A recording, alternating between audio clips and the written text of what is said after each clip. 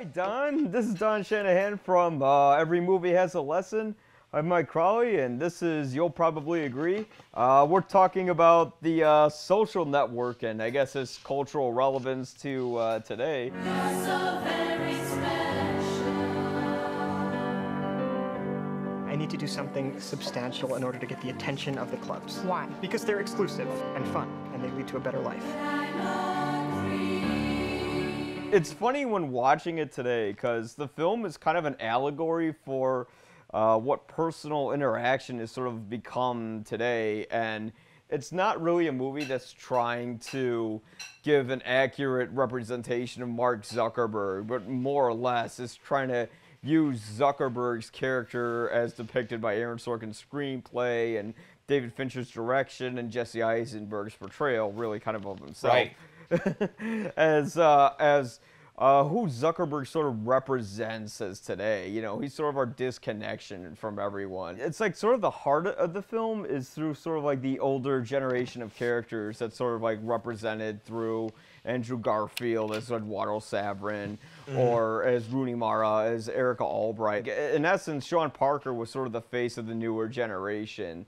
You Definitely. know, he was the guy that didn't really have a moral compass, but yet he knew what was cool. He knew what was in. Yeah, the coolness factor was huge for him. And to watch Timberlake roll into this movie the way he does, as because you kind of get that, tenuous friend thing between Eduardo and Mark. But then when Justin Timberlake shows up, the movie just hits another gear. And like you said, the cool factor takes where Jesse was already, or I should say Mark, where Mark was already coming from with the whole envy and exclusivity and belonging to the right thing. And it just elevates it to, not only can you have all the exclusive things you want, now you get the cool factor to go with it because of who you are and what you do and the sites you've made. So, oh yeah, I mean, for it to turn like that and elevate in that way, I was really impressed. Now, these characters maybe aren't exact representations of who they are in real life. But again, when you're making a movie isn't really about accuracy. It's more about feelings. Well, there was a great passage in Life Itself by Roger Ebert where he said that he was talking to some famous journalist. I can't remember who it is, top of my head. But basically they walked out of a screening of JFK and they're saying, well, that wasn't right and that wasn't right. And Ebert said, well, movies are more about feelings than they are about trying to get accuracy down. And that movie was trying to kind of capture the pandemonium that the country was feeling when JFK was assassinated. And this movie is sort of about how the newest generation of people are so disconnected with each other and kind of so hateful and just want to be in a cool clique. Like they want to be in a finals club, for instance, as they do in the movie. Or they want to make $1 billion instead of $1 million. $1 million isn't cool. You know what's cool? You. $1 billion. That shut everybody up. So much of this movie is about the characters and the people behind all of it, where Facebook, so to speak, is really kind of like the MacGuffin of the film. Like, we don't really watch that much of the ins and outs of Facebook, or like the relationship status scene is one part, and like the wall kind of like gets mentioned. It's like, oh yeah, look what I made, and then like, yeah, whatever. Yeah. We're here about us, So what I really liked is that for a movie that I remember the pre-release hype 8 years ago, we were all like, oh, what kind of movie are you going to make about Facebook? The same way we laughed about like the Emoji Movie a year ago. Like, who's going to make a movie about Facebook? Like, how can you turn that into a narrative? And then lo and behold, what we get is this amazing, engrossing narrative of these guys and the visions and, like you said, the ambition, and it could be about ice cream, or let alone Facebook. So I like how Facebook is truly like the MacGuffin in the background, where it really, I know the movie's called The Social Network, but it really has nothing to do with Facebook. It's about these guys and the competition of it all. And I like how they put that through without having to be all, I don't know, like a tech thriller kind of thing. Like when, like a couple years ago, what was it, Snowden with Joseph Gordon-Levitt, where they have to over-explain all of that to us. We're going to start with an aptitude test. Each of you is going to build a covert communications network in your home city. You're going to deploy it, back up your site, destroy it, and restore it again. And I'm like, this movie didn't have to do that. Facebook kind of just happens in the background, and I think it plays really well because most of us going into that movie, and even especially 8 years now, we know how Facebook works at least enough. Where no, give me the people. I already know how the app works. So. And the great thing is with Aaron Sorkin's screenplay, he has a great tendency to take things that are usually boring and make them fascinating. Is it surprising that the two of you are working together on this?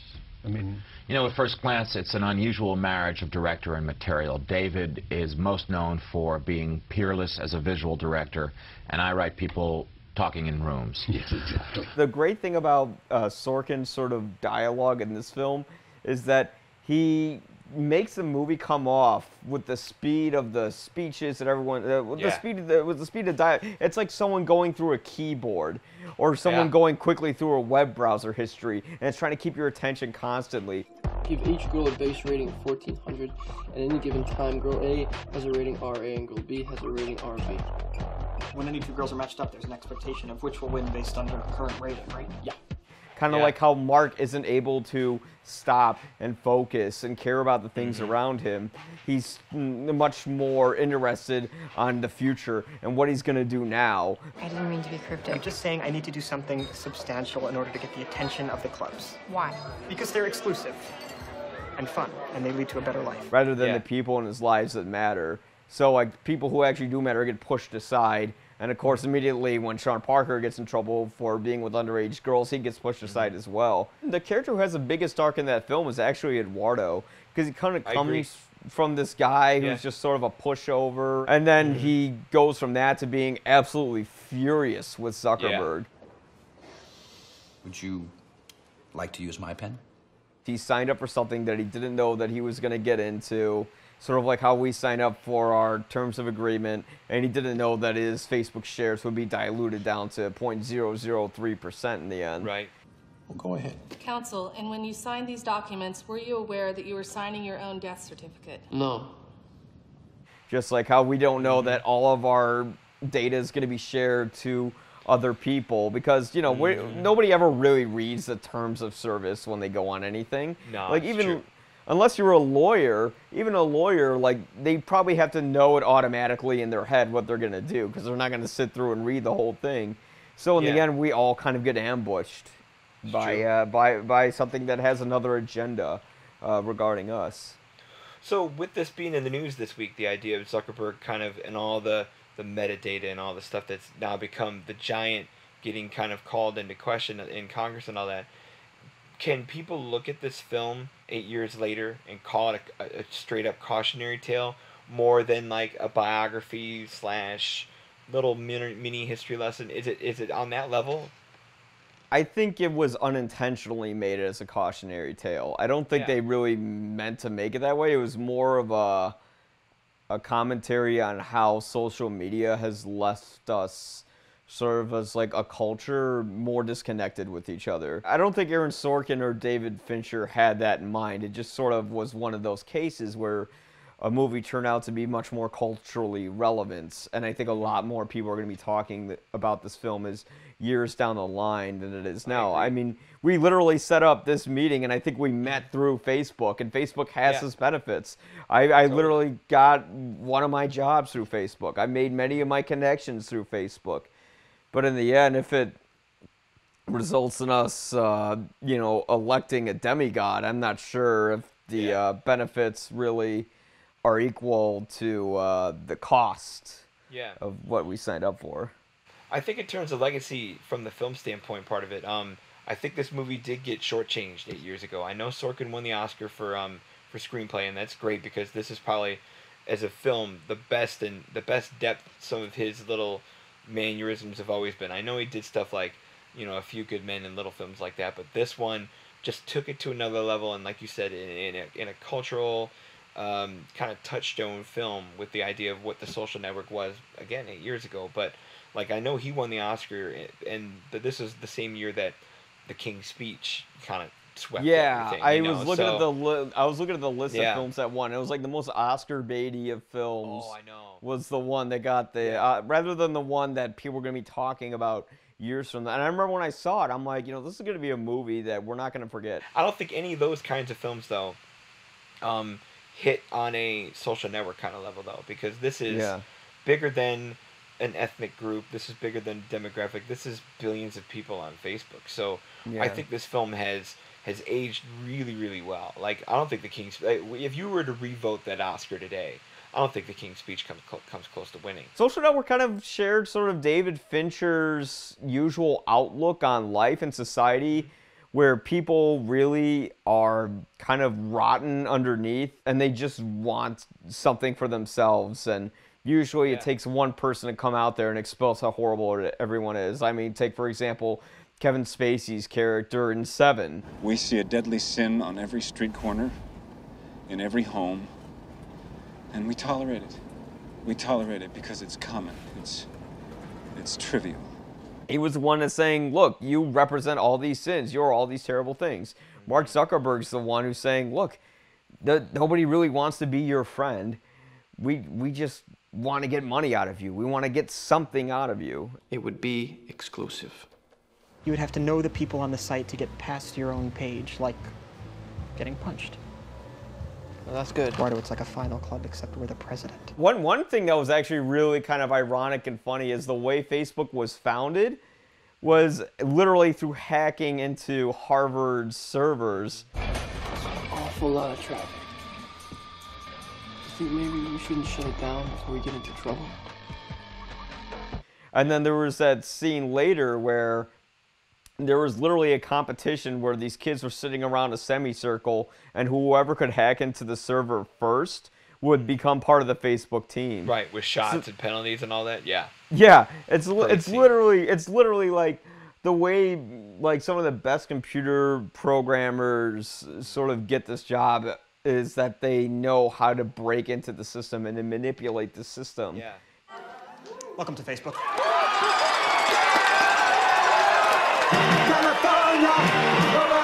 I do admit that I like how as sophisticated as Sorkin makes this film and as asshole as Jesse Eisenberg makes Mark Zuckerberg to be.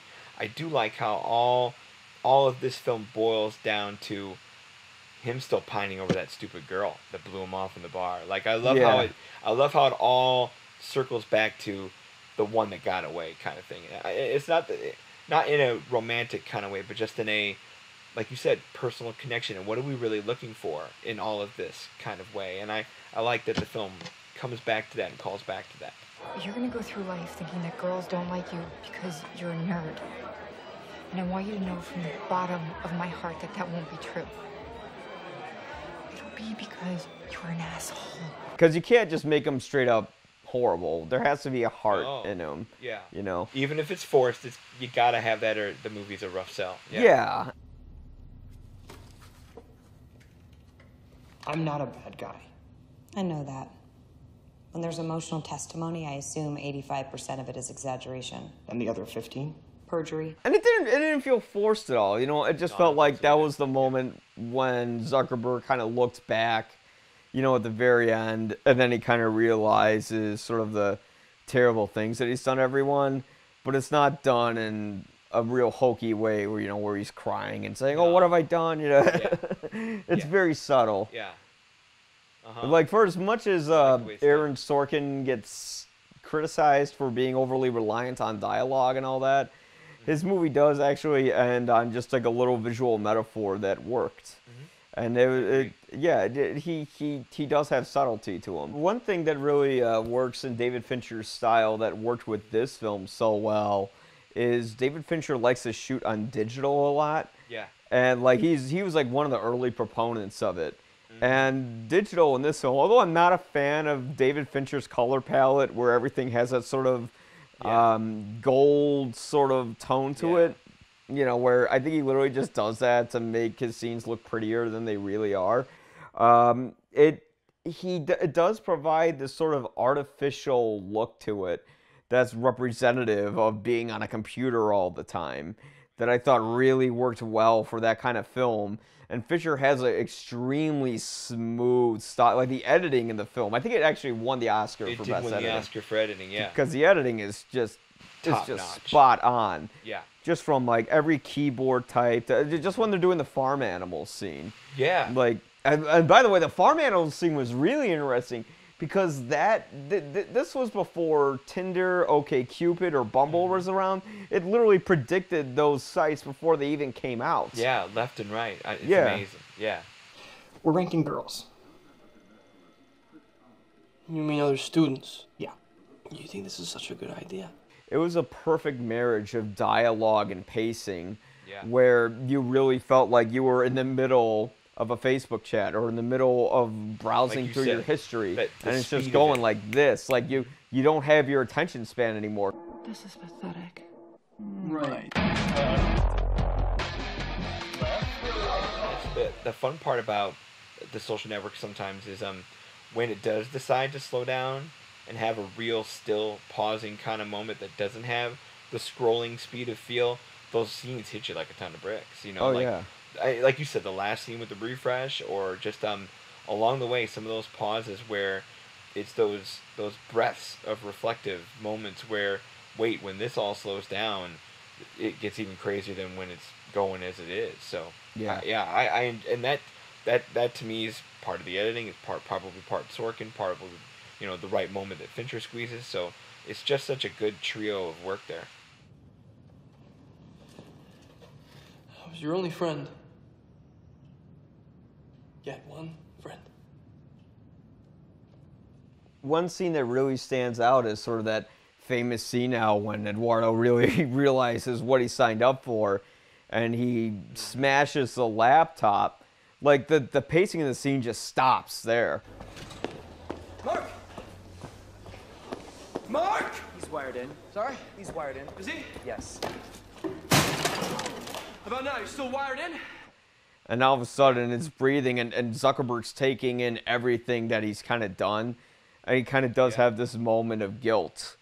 You know, where he even it's like has to... shit got real. Yeah. Yeah. Like where he had to tell Sean Parker that he took sort of like his behavior too far. It's like when I watch that film now, it's like it was kind of sad watching it then, and it's just depressing watching now. I know. That's I had the same reaction to it today, where it's not the very cheerful film back then, but now when like you said, the immersion, the addiction to social media is so much stronger than it was 8 years ago. Like it's gotten all of that. It's gotten worse because, like you said, now it is ads. Now it is the dating apps and the other ways we all. It's just gotten all so much more. Like since 2010, it's Instagram, it's Twitter getting bigger than it already was, and because all of that's gotten worse, and the same, like you said, friendship and human themes that we're screwing up on 8 years ago, we're still screwing up even worse now. Yeah, I'm with you. It's not a chipper watch now. It's that cautionary tale. It's gotten worse. There is one good thing about Facebook that I will say that I should give it credit for is, I had a very cynical feeling about this new generation of kids, but now in the wake of the Florida shooting and how these kids are coming forward and saying how the previous generation has failed them and how they were able to organize actually through Facebook and actually be connected, it does give me some hope. Because these kids, I thought they were dumb, but they're smart. Just the way they're able to own these politicians the way they do is phenomenal. And Facebook is actually responsible for, I guess, having a lot of people, pardon the common term here, woke. We're in that last-ish generation to remember, or at least live through analog. This has been them the whole time. Like, we've had to learn how to, put down a landline phone and get into a cell phone. We've had to go through discs and CDs and changing media. Yeah. For these kids now that are, like you said, the kids in Florida who organize, this is their number one medium they've always had. This is going to be the foundation for them. Yeah. And because this is all they've known and they're good at it, they're gonna kill us. They're just gonna outdo us at this every chance they get. And like you said, when they can show up adults and show up politicians with their organization and with their focus and with their savvy, it's really, really impressive. And same thing, I tip my hat that there's means and communication methods to do that. I think we've said it a little bit in our politics, like the current administration is fanning this fire too. And I know we shouldn't call that a positive, but because the current administration is so rooted in the non-modern, like they're so antiquated with what they think the world and the country should be, that it's given the other side, the young voices of progressiveness, just even more to talk about, even more to talk at, and a louder place to do it because they know how to use these tools better than those old folks in office. It's been 8 years since The Social Network. Where do you think Facebook, where do you think this film will look like in another 8 years? It depends where Facebook goes, I think. I think this is going to be Mark Zuckerberg's Robin Hood moment. You know, he had to go before Congress. He had to testify. And to his credit, I think he did a pretty good job. I think he did good, too. You know, like, yeah, despite all the memes showing him his data from Star Trek or whatever. Sure. He, you know, he shows that he is a man of integrity. He is a man who does have a heart. And although a horrible thing happened, I think it did happen under the radar with him, where he didn't do enough, you know. If he is able to use Facebook as a platform to organize people and make sure nothing like this ever happens again, I think we can look at the social media as a movie that represented Facebook for the way it used to be, as it was a dangerous tool. But now it's a thing that we can kind of look back and see where our mistakes are and where we can improve ourselves. I think so. So it depends where history goes on how we see it 8 years from now. I think you're right. I think Zuckerberg's maturity alone that we saw in Capitol Hill this week is different than if no one ever knew him other than the way Jesse Eisenberg played him. So like I think that shows. I think you put 8 more years in that guy and he just gets more mature and the company itself gets smarter. I think all these young users we're talking about that are 15 now or 18 now, you give them 8 more years and they're a working millennial, 26, 27-year-old prime of their careers in the workplace with all these tools and means. You're right. It'll be amazing to see what they can do with what they already do well. And then you'll also see in 8 years, at least possibly, more of these curmudgeons just retire and die off, which would be fine by me. Yeah. So, because at some point, the people who will be in their 40s and 50s who will replace them in government will be people like 8 years from. I mean, I'm 38, so 8 years from now I'll be 46. So like, you would think people our age who, aren't antiquated like our folks were, who never had these things, but are, people who jumped into it when it was then at the turn of the century and had our 9/11 moment when we were in our 20s, So I think all of us who's from our generation now, who might be the ones that are in charge next, will push this platform for either in a good direction or bad direction. I don't understand. Which part?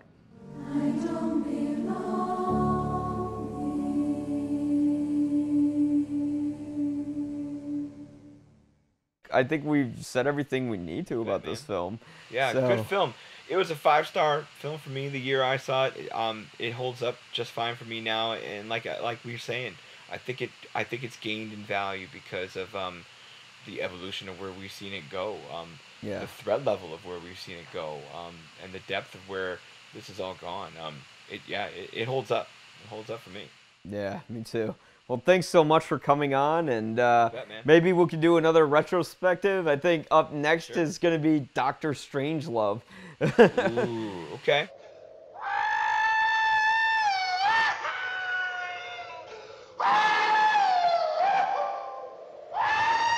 Thanks so much for doing this, and we'll see you guys later.